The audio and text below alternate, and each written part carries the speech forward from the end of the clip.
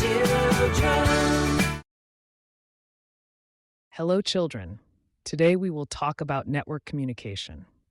Do you know how different devices, like computers and phones, can talk to each other over the internet? I will tell you how data travels between them, what helps them communicate, and what rules must be followed to ensure everything works smoothly. By a big tree, Bee and Rat were discussing how messages are sent over the internet. Bee said that every message is like a letter put in an envelope and sent to a mailbox. Rat thought that data simply flows like a river.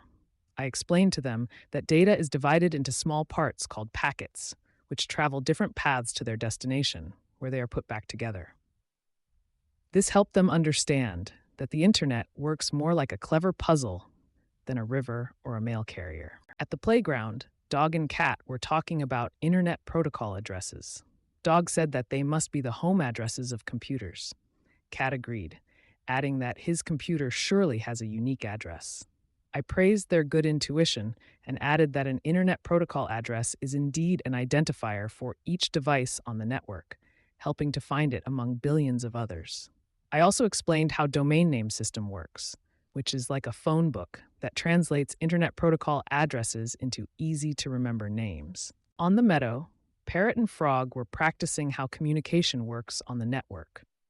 I asked them what they would do if their message did not reach its destination.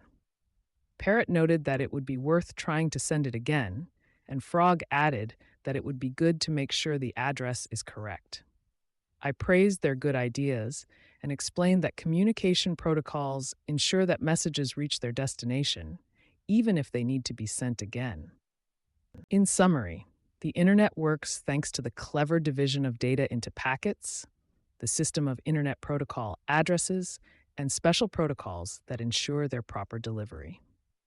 Now you know how important the cooperation of different network elements is. See you on the next adventure.